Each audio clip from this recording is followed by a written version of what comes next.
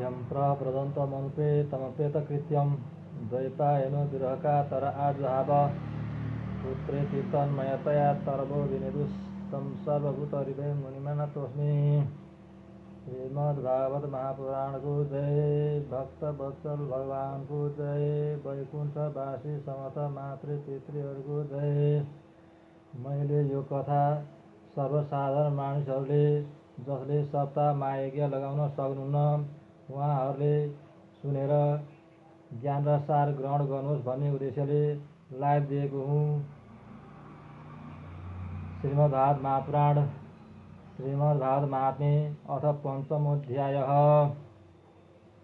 सुतजी भन्नुहुन्छ, बाबु वनतिर लागेपछि हे सौनकजी, एक दिन धुन्धुकारीले आफ्नी आमालाई बेसरी पिटेर भन्यो, भन धन कहाँ राखेको छ, नभए अहिले नै औल्टाले हिर्काउँछु। छोराको यस प्रकारको हप्काइले डराएर सधैँको उसले गरेको दुष्टताले दुखित भई तिनले रात्रिको समयमा इनारमा हाम फालिन् र यसले गर्दा तिनको मृत्यु पनि भयो। यस प्रकारसँग आमा बाबु कोही पनि नहुँदा सदा योगमा स्थित रहने गोकर्ण पनि तीर्थयात्रा गर्न भनी हिँडिदिए। उनलाई यस्ता घटनाबाट सुख अथवा दुःख केही पनि हुँदैनथ्यो, किनकि उनको दृष्टिमा आफ्नो न कोही मित्र थियो न कोही शत्रु। अब धुन्धुकारी 5 वटी वेश्याहरूलाई साथमा राखेर घरमा बस्न लाग्यो। उनीहरूको पालन पोषणको चिन्ताले उसको बुद्धिलाई एकदम नष्ट गरिदियो र यसैले नाना प्रकारका अति भयानक कर्म गर्न लाग्यो। एक दिन ती वेश्याहरूले उसित धेरै धेरै गहना मागे। कामले अन्धो भइराखेको धुन्धुकारी आफ्नो शिरमा सवार भइराखेको मृत्युको सम्झनै नराखेर ती गहना जुटाउनको निम्ति चोरी गर्न भनी घरबाट निस्क्यो। जताततैबाट निकै धन चोरचार पारेर घर फर्केर आयो र ती वेश्याहरूलाई अलिकति राम्रा राम्रा लुगा र गहना पनि ल्याइदियो। त्यसले घरमा ल्याएको धनको ठुलो थुप्रो देख्दा ती वेश्याहरू रात्रिको समयमा आपसमा भन्न लागे, यी दिनदिनै चोरी गर्दछन्, अतः राजाका मानिसले कुनै न कुनै दिन यिनलाई अवश्य पक्रनेछन्। राजाले सारा धन खोसेर अवश्य यिनलाई प्राणदण्ड दिनेछन्। तसर्थ यो धन बचाउनका लागि हामीले नै यिनलाई किन गुप्त रूपले नमार्ने? यसलाई मारिसकेपछि यसको मालमत्ता लिएर हामी यताबाट अन्यत्र कतै लागौँ। यस्तो निश्चय गरेर उनीहरूले सुतिराखेको धुन्धुकारीलाई डोरीले बेसरी बाँधे र घाँटीमा फाँसी लगाएर मार्ने चेष्टा गर्न लागे। तर हतपति उसलाई नमरेको देख्दा उनीहरूलाई बडो चिन्ता भयो। अनि उनीहरूले अनेक बल्दो आगोको अंगारहरू ल्याएर उसको मुखमा जोसिदिए। अग्निको ज्वालाले अत्यन्त दुखित र व्याकुल भएर त्यो छटपटाइकन मर्दो भयो। यसपछि ती वेश्याहरूले उसको शरीरलाई एउटा खाल्डोमा जाकेर गाडिदिए। साँच्चै नै हो, आइमाईहरू बडो ठुलो साहस गर्न सक्दछन्। उनीहरूको यस कृत्यको कसैले पनि पत्तो पाउन सकेनन्। कसैले उनीहरूसित धुन्धुकारी कहाँ गए भनेर सोध्यो भने हाम्रा प्रियतम धनको लोभले आकृष्ट भएर यसपाला अलि टाढा जानु भएको छ, सायद यही वर्षभित्र फर्कनु हुनेछ भन्दथे। बुद्धिमान पुरुषले कहिले पनि दुष्ट स्त्रीहरूको विश्वास गर्नुहुन्न। जुन मूर्खले दुष्ट स्त्रीहरूको विश्वास गर्दछ त्यसले अवश्य थरी थरीको आपत्ति भोग्नु पर्दछ। यिनीहरूको बोली अमृत समान मिठो हुनाले कामी पुरुषको हृदयमा रस बढाउँछ, तर हृदय भने छुराको धार समान तिखो हुन्छ। यस्ता स्त्रीहरूको निम्ति कोही पनि प्यारो हुँदैन। यसपछि अनेकानेक पुरुषहरूसितको सहवास गर्ने ती वेश्याहरू धुन्धुकारीको सारा मालमत्ता लिएर त्यहाँबाट अन्यत्र लागेर धुन्धुकारी पनि आफ्नो कुकर्मले गर्दा भयङ्कर प्रेत भयो। वायुको रूप धारण गरेको त्यो प्रेत सदा 10 दिशामा दगुरिरहन्थ्यो र भोक प्यास जाडो गर्मीले आकुल व्याकुल पर्न जाँदा हे दैव भनेर चिच्याइरहन्थ्यो। तर शरण भने कतै पाउँदैनथ्यो। केही कालपछि गोकर्णले पनि मानिसहरूको मुखबाट धुन्धुकारी मरेको खबर थाहा पाए। उसलाई अनाथ सम्झेर उनले गयाजीमा उसको श्राद्ध गरिदिएर अरू पनि जुन जुन तीर्थमा आफू जान्थे त्यहाँ उसको श्राद्ध गरिदिन्थे। यस प्रकारसँग भ्रमण गर्दा गर्दा गोकर्ण आफ्नो सहरमा आएर रात्रिको समयमा अरूको नजर बचाएर सुत्नका लागि सोझै आफ्नो घरको आँगनमा पुगे। त्यहाँ आफ्नो भाइलाई सुतिराखेको देख्दा धुन्धुकारीले आधा रातको समयमा आफ्नो बडो विकट रूप देखायो। त्यो कहिले भेडा, कहिले हात्ती, कहिले राँगो, कहिले इन्द्र अनि कहिले अग्निको रूप धारण गर्न लाग्यो। अन्त्यमा त्यो मानिसको आकारमा प्रकट भयो। यस्तो विपरीत अवस्था देख्दा गोकर्णले यो दुर्गतिमा परेको कुनै जीव रहेछ भनेर बुझिहाले। मनमा यस्तो निश्चय गरेर उनले धैर्यपूर्वक उसित सोधे। गोकर्णले सोधे, रात्रिको समयमा यस्तो भयानक रूप धारण गर्ने तिमी को हौ? यस्तो दशा कसरी भएको हो? तिमी प्रेत, पिशाच अथवा राक्षस को हौ? मलाई भन। सुतजी भन्नुहुन्छ। गोकर्णले यस प्रकारसँग सोद्धा धुन्धुकारी बारम्बार चिच्याएर रुन लाग्यो। आफूमा बोल्ने सम्मको पनि शक्ति नहुँदा त्यसले केवल इसारा मात्रले आफ्नो दुःख र कष्ट बतायो। गोकर्णले आफ्नो अञ्जलीमा जल लिएर मन्त्रको उच्चारण गर्दै उसको शरीरमाथि छर्किदिए। यस अभिषेकले गर्दा पाप केही शमन भयो र उसले यस प्रकारसँग भन्न लाग्यो। प्रेतले भन्यो, म धुन्धुकारी नाम गरेको तिम्रो दाजु हुँ। मैले आफ्नो दोषले आफ्नो ब्राह्मणत्व नष्ट गरिदिएँ। महान अज्ञानमा म परेको थिएँ। मेरा कुकर्मको गणना गरी साध्य छैन। जीवको हिंसा गर्ने मलाई अन्त्यमा मेरा दुष्ट स्वास्नीहरूले बडो यातना दिएर मारिदिए। यसैले म अहिले प्रेत योनिमा प्राप्त भएको छु। अब म तिमीलाई आफ्नो दुर्दशाको वर्णन गर्दछु। दैवाधीन कर्मफलको उदय भएकोले म अहिले केवल वायु भक्षण गरेर बाँचिराखेको छु। हे भाइ, तिमी दयाका सागर हौ। अब कुनै उपायले झट्टै मलाई यस योनिबाट मुक्त गर। धुन्धुकारीको सारा कुरा सुनिसकेपछि गोकर्णले उसलाई भने,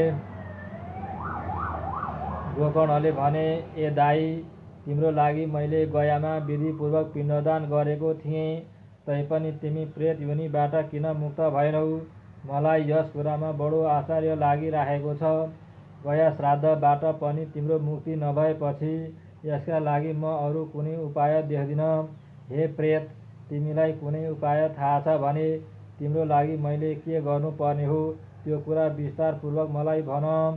प्रेतले भन्यो, मेरो मुक्ति त गयामा 100 पटक श्राद्ध गर्नाले पनि हुन सक्दैन। तसर्थ तिमीले नै यसको निम्तिमा अर्को कुनै उपाय विचार गर्नुपर्छ। प्रेतको यो कुरा सुन्दा गोकर्णलाई बडो आश्चर्य लाग्यो र उनी भन्न लागे, 100 करोड गया श्राद्धले समेत तिम्रो मुक्ति हुन सक्दैन भने त तिमीले यस योनिबाट छुटकारा पाउनु असम्भवै छ। हे प्रेत, अहिले तिमी निर्भय भएर आफ्नो ठाउँमा बस। विचार गरेर तिम्रो मुक्तिको निम्ति अर्को उपाय गर्नेछु। गोकर्णको आज्ञा पाएर धुन्धुकारी त्यहाँबाट आफ्नो ठाउँमा फर्केर आयो। यता गोकर्णले पनि त्यो रातभरि विचार गरे, तर एक उपाय पनि उनको बुद्धिमा आउन सकेन। बिहानी पख उनी आएका छन् भन्ने खबर पाएकाले सबैजना दङ्ग परेर उनीसित भेट गर्न आए। गोकर्णले पनि रातभरि आफूले देखे सुनेको सबै कुरा उनीहरूलाई सुनाइदिए। यी गाउँलेहरूमध्ये जति विद्वान, योगी, ज्ञानी र वेदज्ञ थिए ती सबैले अनेक शास्त्र उल्टाइ पल्टाइकन हेरे, तर धुन्धुकारीको मुक्तिको कुनै पनि उपाय देखेनन्। यसपछि उनीहरूले यसको मुक्तिको विषयमा सूर्यनारायणले जे भन्नुहुन्छ हामीले सोही गर्नुपर्दछ भन्ने निश्चय गरे। अतः गोकर्णले आफ्नो तपोबलले सूर्यको गतिलाई रोकेर उहाँको प्रार्थना गर्न लागे। सारा संसारको साक्षी हुनुभएको हे भगवान, म तपाईँलाई नमस्कार गर्दछु। कृपा गरी धुन्धुकारीको मुक्तिको उपाय मलाई बताइदिनुहोस्। यो सुनेर सूर्यनारायणले टाढैबाट स्पष्ट शब्दमा भन्नुभयो। श्रीमद् भागवतको श्रवणद्वारा मुक्ति मिल्न सक्दछ, तसर्थ यसको सप्ताह पारायण गर।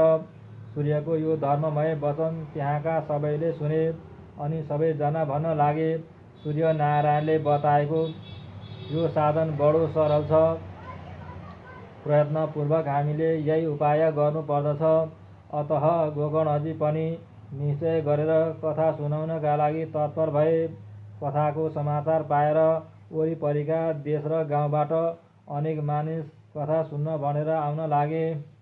यस बेलामा अनेक लङ्गडा, लुला, अन्धा, बुढा र मन्दबुद्धि भएका मानिस समेत आफ्नो पाप क्षीण गराउने उद्देश्यले त्यहाँ आए। यस प्रकारसँग देवताहरूलाई समेत छक्क पार्ने किसिमको त्यहाँ बडो भारी भिड हुन लाग्यो।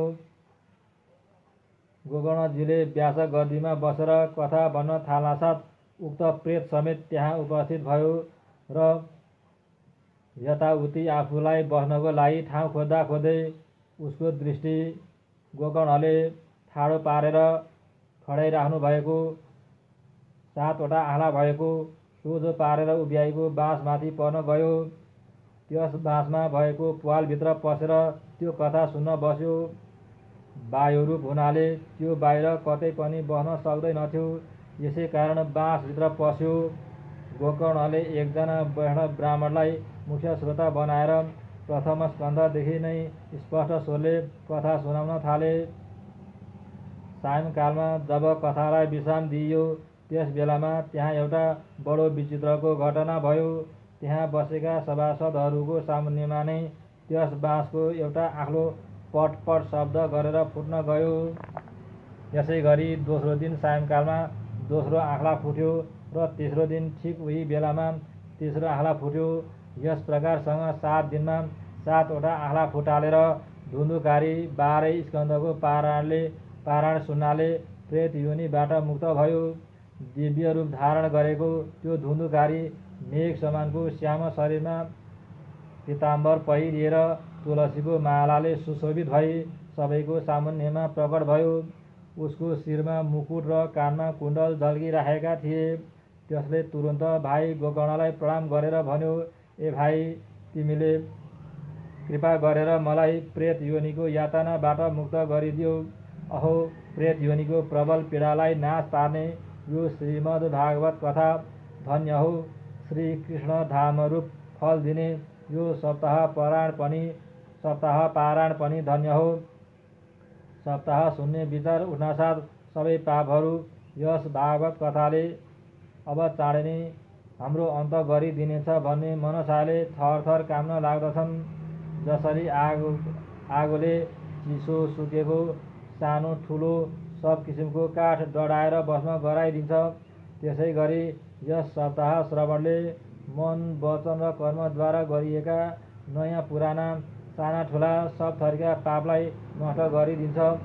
विद्वानहरूले देवताको सभामा भारतवर्षमा जन्म पाएर जसले श्रीमद् भागवतको कथा सुन्दैन त्यसको जन्म निष्फल हो भनेर भनेका छन्। मोहपूर्वक लालन पालन गरेर यस अनित्य शरीरलाई हृष्टपुष्ट र बलवान बनाए तापनि कसैले श्रीमद् भागवतको कथा सुनेन भने त्यसले व्यर्थमा आफ्नो जीवन बिताएको भन्नु पर्दछ। यो शरीर हाडरूपी थामको भरमा खडा छ, नसारूपी डोरीले बाँधिएको छ। माथिबाट मासु र रगत थुपारेर छालाले यसलाई मोरेको छ। यसको प्रत्येक अङ्गबाट दुर्गन्ध निस्कन्छ, किनकि यो त मलमूत्रको भाँडो हो। वृद्धावस्था र शोकले गर्दा यो परिणाममा दुःखमय हुन्छ।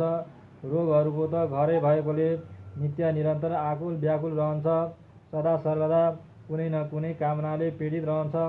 तृप्ति भनेको कहिले पनि हुँदैन। यसलाई धारण गरिराख्नु पनि भार हो। रोम रोममा दोष भरिएको दुष्ट स्वभावको यस शरीरलाई नाश हुन एक क्षण पनि लाग्दैन। अन्तमा किरा विष्ठा अथवा खरानीको थुप्रो बन्नु यस शरीरका यी तीन गति बताइएका छन्। यस्तो अस्थिर शरीरद्वारा मानिस अविनाशी फल दिने कर्म किन सिद्ध गर्दैनन्?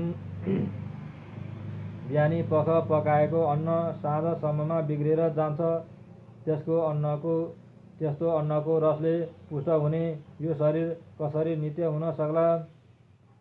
यस लोकमा सप्ताह श्रवण गर्नाले झट्ट भगवानको प्राप्ति हुन सक्दछ। अतः सब प्रकारका दोषको निवृत्तिका लागि यही मात्र एउटा साधन छ। श्रीमद् भागवतको कथा नसुन्ने मानिस जलमा पानीको फोको र जीवमा लामखुट्टे समान केवल मर्नको लागि मात्र जन्मेका हुन्।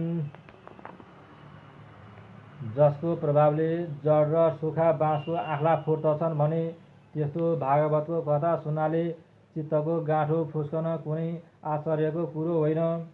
सप्ताह श्रवण गर्नाले मानिसको हृदय ग्रन्थि फुस्कन्छ र अर्थात् उसको देहात्म बुद्धि सदाका लागि दूर हुन्छ।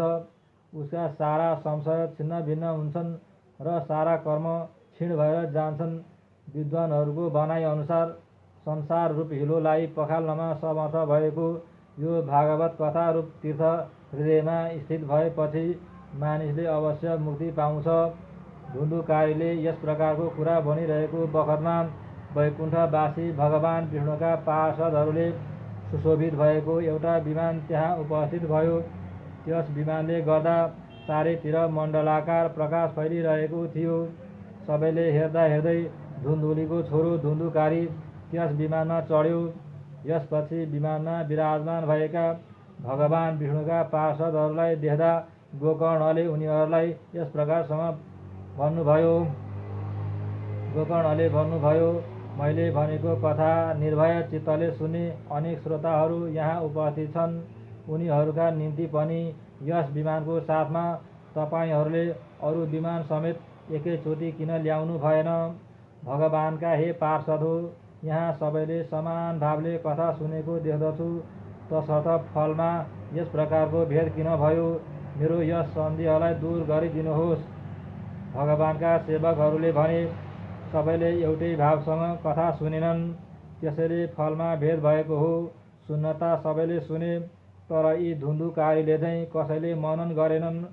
यसैले सबैले सँगसँगै भजन गरे तापनि हे मानद, त्यसको फलमा यो भेद भएको हो। यस प्रेतले 7 दिनसम्म निराहार बसेर कथा सुन्यो र स्थिर चित्तले बारम्बार त्यसको मननादि पनि गर्यो। जुन ज्ञान दृढ छैन त्यो निष्फल हुन्छ। यसै गरी जसले ध्यान दिएर सुन्दैन त्यसको श्रवण पनि निष्फल हुन्छ। मन्त्रमा सन्देह भएपछि त्यसको फल पनि हराएर जान्छ। चित्तलाई यताउति भड्कन दिएर गरेको जप पनि निष्फलै हुन्छ। जहाँ विष्णु भक्त हुनन् त्यो देश नष्ट हुन्छ। कुपात्र ब्राह्मणले गराएको श्राद्ध व्यर्थ जान्छ। अश्रोत्रिय अर्थात् धर्मशास्त्र नपढेको ब्राह्मणलाई दिएको दानबाट कुनै फल पाइन्न। तथा अनाचारले गर्दा कुलै नष्ट भएर जान्छ। गुरुको वचनमा विश्वास गरेर आफूमा दीनताको भाव राखेर मनको दोषलाई जितेर अनि एकाग्र बुद्धिले कथा सुन्यो भने मात्र कथा सुनेको पुरा फल पाइन्छ। यी श्रोताहरूले पनि माथि भनिएका नियमको पालना गरेर फेरि कथा सुने भने निश्चय यिनीहरूको पनि वैकुण्ठमा बास हुनेछ। तपाईँलाई हे गोकर्णजी, भगवानले स्वयं आफै लगेर आफ्नो गोलोक धाममा स्थान दिनुहुनेछ। यति भनेर सबै पार्षदहरू हरि कीर्तन गर्दै वैकुण्ठ लोकतिर लागे। फेरि श्रावण महिनामा गोकर्णले त्यसै गरी 7 दिनसम्म कथा भने र ती श्रोताहरूले पनि फेरि त्यसै गरी सुने। हे नारद, यस कथाको समाप्तिमा भएको घटना म भन्दछु सुन। त्यहाँ अनेक विमान र पार्षदहरूको साथमा भगवान प्रकट हुनुभयो। त्यसबेला चारैतिरबाट जय जयकार अनि नमस्कारको घनघोरको ध्वनि हुन लाग्यो। स्वयं भगवानले पनि दङ्ग परेर आफ्नो पाञ्चजन्य शङ्ख बजाउनु भयो र गोकर्णलाई अङ्कमाल गरेर आफ्नै समानको उनको चतुर्भुज रूप बनाइदिनु भयो। यसपछि उहाँले क्षणभरमा अरू सबै श्रोताहरूलाई पनि मेघ समानको श्याम वर्ण रेशमी पीताम्बरधारी तथा किरीट कुण्डलादिले विभूषित गरिदिनुभयो। त्यसबेला त्यस गाउँका कुकुर र चाण्डाल पर्यन्तका जति जीव थिए ती सबै पनि गोकर्णको कृपाले विमानमा बसालिए एवं योगीजन बस्ने भगवानको परम धाममा पठाइए। यस प्रकारसँग भक्तवत्सल भगवान श्रीकृष्णको कथा श्रवणले प्रसन्न भई गोकर्णलाई साथमा लिएर आफ्ना ग्वालबालहरूको प्यारो गोलोकधामतिर लाग्नुभयो। जसरी पूर्वकालमा भगवान श्री रामचन्द्रले अयोध्यावासीलाई आफ्नो साथमा साकेत लोकमा लिएर जानुभएको थियो, त्यसै गरी अहिले भगवान श्री कृष्णले पनि ती सबैलाई योगीहरूको निम्ति समेत अत्यन्त दुर्लभ गोलोकधाममा लिएर जानुभयो। जुन लोकमा सूर्य चन्द्रमा सिद्धहरू समेत पुग्न सक्दैनन्, त्यही लोकमा श्रीमद् भागवतको श्रवण गर्नाले उनीहरू सजिलैसँग पुगे। हे नारदजी, सप्ताह यज्ञमा हरि कथा सुन्नाले जुन अत्यन्त उज्जवल फल सञ्चित हुन्छ, त्यसको विषयमा म तपाईँलाई अरू धेरै के भनौँ। जसले गोकर्णको मुखबाट निस्केको हरि कथाको एक अक्षरसम्म पनि आफ्नो कर्णपुटद्वारा पान गरेका थिए, तिनले समेत फेरि आमाको गर्भमा प्रवेश गर्नु परेन। वायु, जल र पात खाएर शरीर सुकाउने घोर तपस्या गर्नाले अथवा धेरै दिनसम्म योगाभ्यास गर्नाले पनि जुन गति भेटिन सकिँदैन, त्यही गति मानिस सप्ताह पारायण सुन्नाले सजिलैसँग प्राप्त गर्दछन्। हे नारदजी, यो परम पवित्र इतिहासलाई चित्रकूटमा विराजमान रहने शाण्डिल्य मुनि समेत ब्रह्मानन्दमा मग्न भएर पढिरहन्छन्। यो कथा अत्यन्त पवित्र छ।